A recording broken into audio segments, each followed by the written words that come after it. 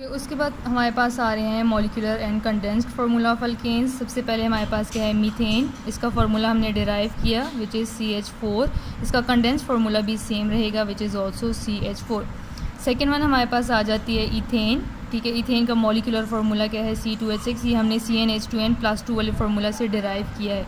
ठीक है, इसका कंडेंस फार्मूला किस तरह से बनेगा, CH3NCH3। कंडेंस फार्मूला आपने किस तरह से लिखना है, फॉर एग्जांपल ये इथेन का स्ट्रक्चरल फार्मूला है। इस पार्ट में, ठीक है, आपने बॉन्ड्स अगर हम यहाँ पे ना लिखें तो इस पार्ट को हम किस तरह से लिख सकते हैं, CH3।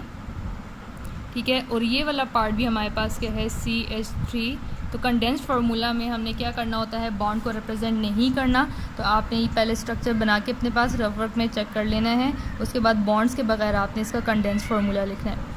नेक्स्ट हमारे पास आ रहा है प्रोपेन। इसका मॉलिक्यूलर फार्मूला कितना है, C3H8। पहले इसका स्ट्रक्चरल फार्मूला देख लेते हैं। ठीक है, ये इसका स्ट्रक्चरल फार्मूला है। यहाँ पे एक हाइड्रोजन साइड पे भी है।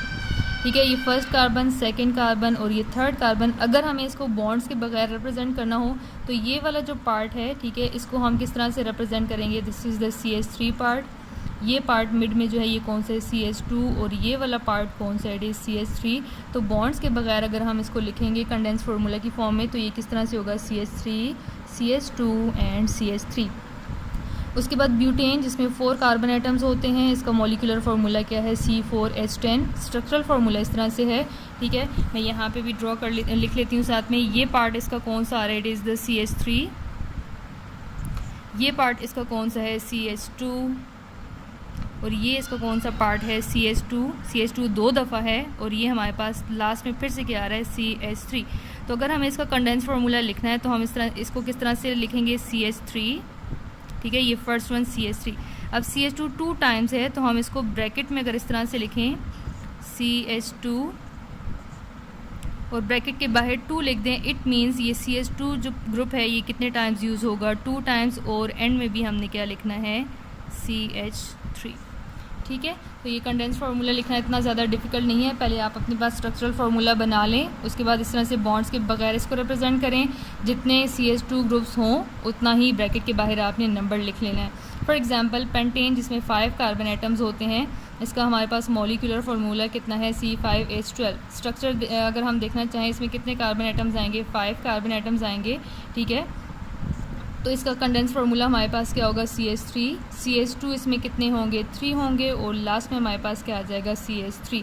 ठीक है, पेंटेन का आपने स्ट्रक्चर फार्मूला जब आप ड्रॉ करेंगे तो आपको समझ आ जाएगी कि ये हमने CH2 3 टाइम यहाँ पे क्यों लिखा है। ओके, उसके बाद लास्ट में हमारे पास जो सबसे इंपॉर्टेंट वन है, electron dot and cross structures. ठीक है, वो हम अल्केन्स के कुछ यहाँ पे देख लेते हैं। Okay, dot and cross structure में किस तरह से होता है, कोई भी एक एटम के आप इलेक्ट्रॉन्स को आपने डॉट से लिखना होता है और जो दूसरा एटम हो उसके इलेक्ट्रॉन्स को आप किससे लिखेंगे, क्रॉस से। सबसे पहले हम अल्केन का कर लेते हैं। अल्केन है कार्बन, इसमें कितने, 1। लेट सपोज हम कार्बन के इलेक्ट्रॉन्स को डॉट से रिप्रेजेंट कर लेते हैं। तो कार्बन के आउटरमोस्ट शेल में 4 इलेक्ट्रॉन्स होते हैं तो हम 4 डॉट्स ही ड्रॉ करेंगे, फर्स्ट, सेकेंड, थर्ड और ये क्या आ जाएगा, 4। इसके अलावा CH4 में कितने हाइड्रोजन एटम्स हैं, 4 हाइड्रोजन एटम्स हैं। ठीक है, तो हम एक हाइड्रोजन यहाँ पे ड्रॉ कर लेते हैं और हाइड्रोजन के इलेक्ट्रॉन्स को हम किससे रिप्रेजेंट कर लेते हैं, विद क्रॉस। ठीक है, सेकेंड हाइड्रोजन और ये इसका इलेक्ट्रॉन, थर्ड हाइड्रोजन और ये इसका इलेक्ट्रॉन है और ये फोर्थ हाइड्रोजन और ये इसका इलेक्ट्रॉन। ठीक है, यहाँ पे आपने बॉन्ड्स मेंशन नहीं करने, सिर्फ डॉट और क्रॉस मेंशन करना है। तो ये क्या होगा, dot and cross structure of methane. इसी तरह से अगर हम सेकेंड वन की तरफ मूव करें विच इज़ इथेन। अब इथेन में कितने कार्बन हैं, 4। इसका किस तरह से बनेगा, फर्स्ट कार्बन, पहले हम इसके इलेक्ट्रॉन्स को डॉट से रिप्रेजेंट कर लेते हैं, 1 2 3 4। अब ये सेकेंड कार्बन आ रहा है, इसके भी 4 इलेक्ट्रॉन्स हैं, 1 2 3 एंड 4।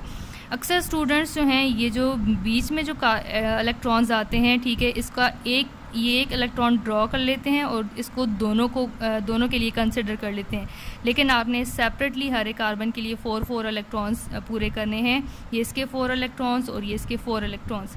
अब यहाँ पे देखें इस कार्बन के साथ कितने हाइड्रोजन है, 3 हाइड्रोजन। तो यहाँ पे हम 3 हाइड्रोजन ड्रॉ कर लेते हैं, फर्स्ट हाइड्रोजन और हाइड्रोजन के इलेक्ट्रॉन को हम किससे रिप्रेजेंट करें, क्रॉस से। सेकेंड हाइड्रोजन और ये इसका इलेक्ट्रॉन, थर्ड हाइड्रोजन और ये इसका इलेक्ट्रॉन। यहाँ पे क्या होगा, ये इस साइड पे भी कार्बन के साथ कितने हाइड्रोजन है, 3 हाइड्रोजन।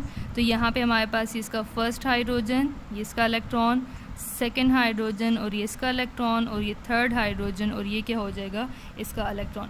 तो इस तरह से आपने क्या करना है, डॉट एंड क्रॉस स्ट्रक्चर्स भी ड्रॉ करने हैं from carbon number 1 to carbon number 5। ठीक है, इसकी आपने प्रैक्टिस करनी है। होम असाइनमेंट आप कंप्लीट सुन लें। सबसे पहले आपने करना क्या है, कार्बन नंबर 1 से लेकर कार्बन नंबर 10 तक सबका मॉलिक्यूलर फार्मूला डिराइव करना है और उनके सामने उनका स्ट्रक्चर बनाना है। सेकेंडली आपने साइक्लोहेक्सेन का फार्मूला डिराइव करके उसका स्ट्रक्चर बनाना है। और थर्ड क्वेश्चन में आपने क्या करना है, कार्बन नंबर 1 से लेकर कार्बन नंबर 5 तक इन सब का इस तरह से डॉट एंड क्रॉस स्ट्रक्चर बनाना है। तो 3 क्वेश्चंस हैं आपके, ये तीनों आपने कंप्लीट करने हैं, लिखने हैं और मुझे चेक करवाने हैं।